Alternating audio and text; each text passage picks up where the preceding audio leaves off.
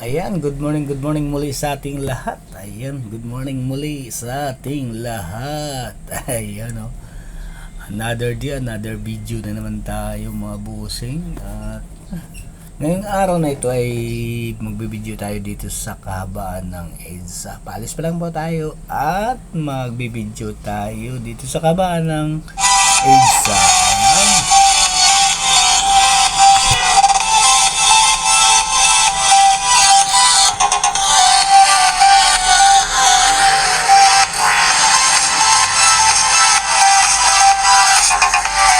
Kasama ko pala sa umagang ito sa aking paglalakbay yung aking panganay. Ayan. Panganay, nanak. Ayan. Paalis na po tayo at subukan nating dumaan ng EDSA. Ayan. Kung may in-cap ba na talaga, kung napapatupad ba talaga yung in-cap dun sa EDSA. Ano? Parang wala naman, di ba?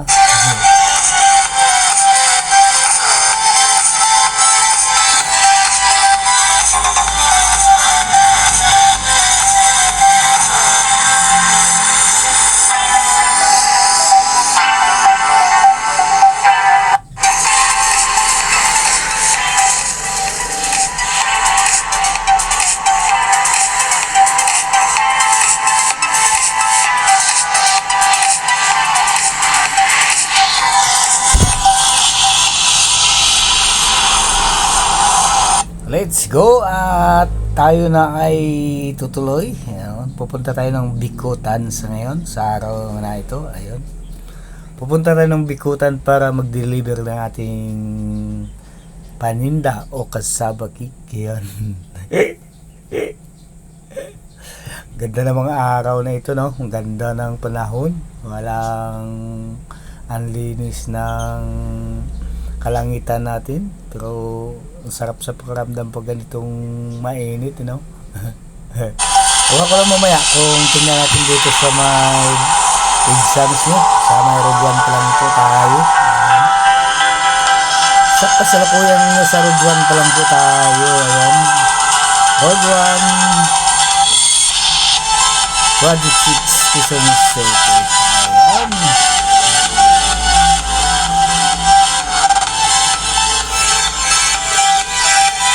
Napakagandang umaga ito para sa atin. Para sa mga nagra-ride, kaya tayo samahan nyo kami at maglalakwat sa tayo sa umaga ito. Ngayon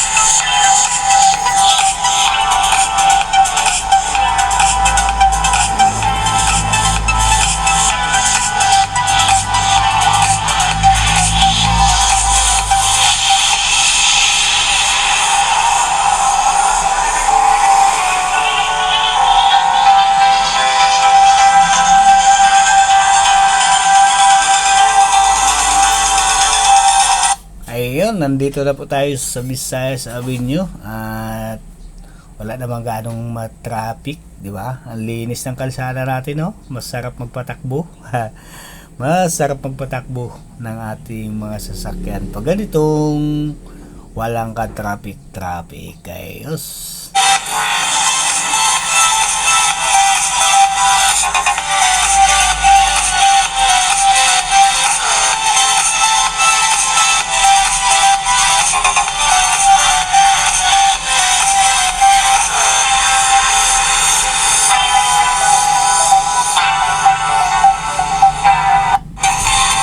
Shoutout sa lahat ng mga kasamahan kong riders sa umagang ito at enjoy lang natin ang ating pagta-travel sa umagang ito. Ayun, no?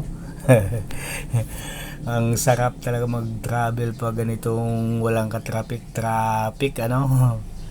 Ayan, shout out sa lahat ng mga kasamahan kong riders sa umagang ito, at medyo maganda naman ang takbo ng mga sasakyan sa ngayon kasi walang ka-traffic talaga.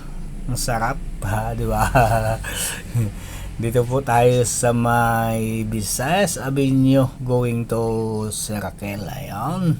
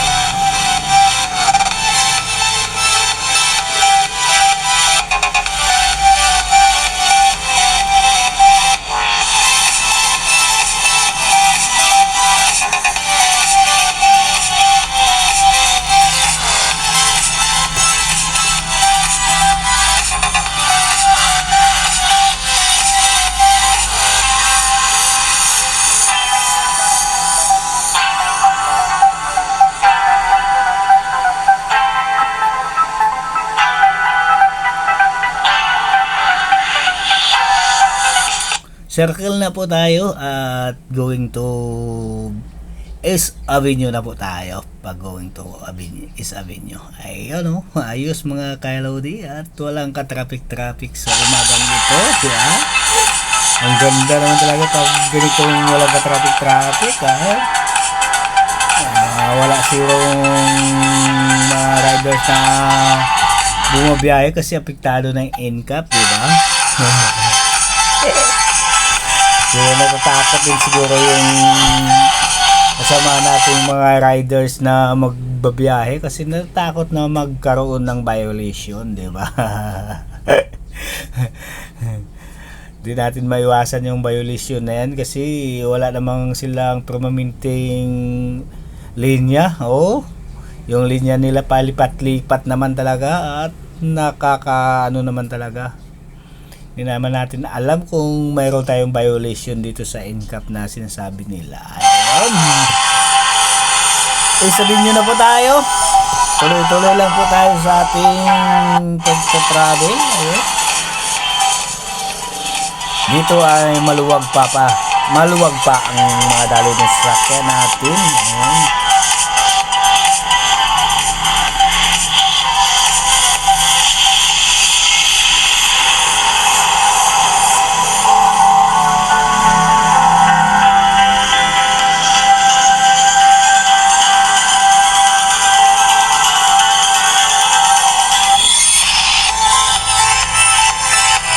Kamuning na po tayo. Papasok na po tayo ng EDSA. Ayun. Ito mismo yung EDSA na sinasabi nila. Ayan. Napakasarap mag-travel pag ganito, no? Huwag ko lang pagdating dito sa may Cubao. Kung ganun pa din.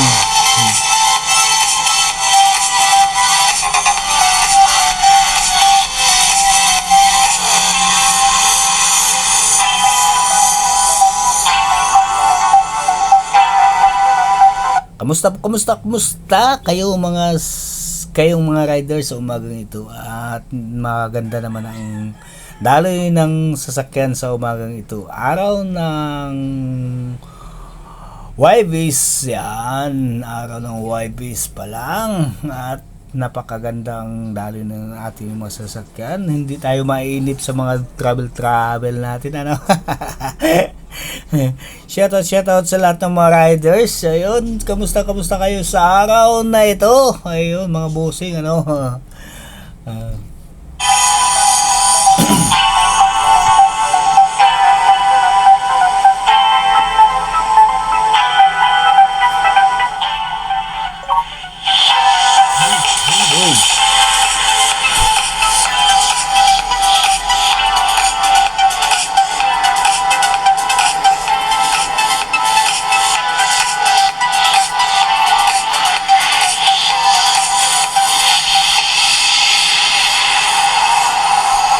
Sabi ko pa nga dito sa Cubao, dito na tayo maiipit ng ano natin, di ba?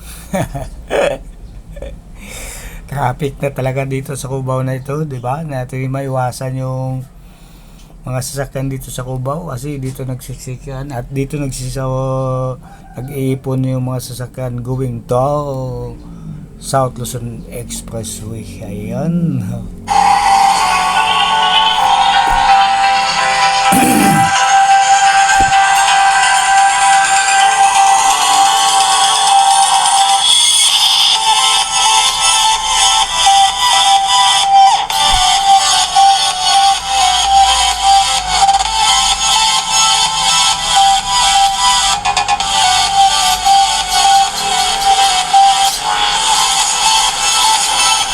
Dito ay wala pa namang linya yung ano natin, yung NCAP natin. Ewan ko kung may violation tayo dito kasi wala naman silang nakalagay na motor lane. Ayun, no? Doon na natin malalaman yan pagdating ng renewhan na yun.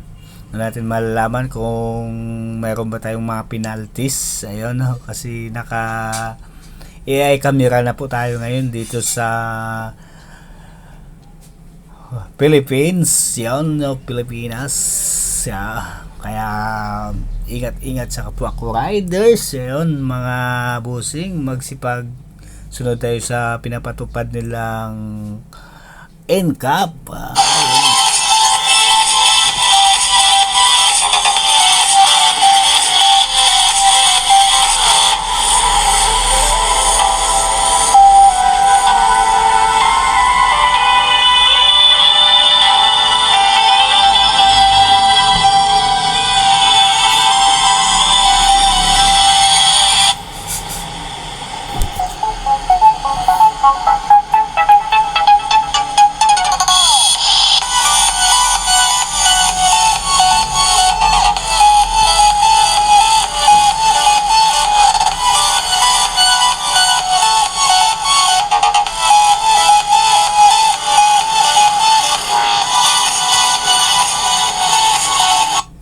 Sa baba na po tayo ng Cubao. Ayun, underpass. Yan.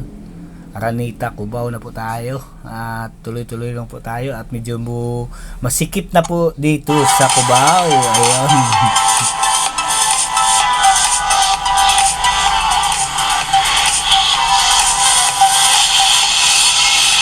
Huwag tayo masyadong sumingit kasi medyo may kalakihan yung motor natin. Ano? Mabusing, no? Medyo bulky yung motor natin, di katulad dati na 100 wave lang yung dala natin. Pwede tayo sumingit sa mga ganyan kaliit na sisingitan. Ayan, no? Napakaganda naman talaga, no?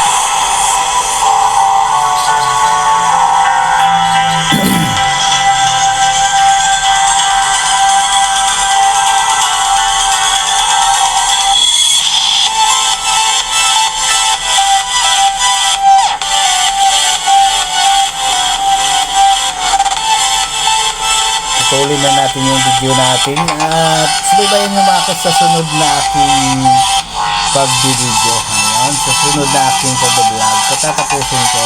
Ngayon lang kasi pinutol ko kasi matraffic na masyado. Shout out at maraming salamat sa inyo, bossing.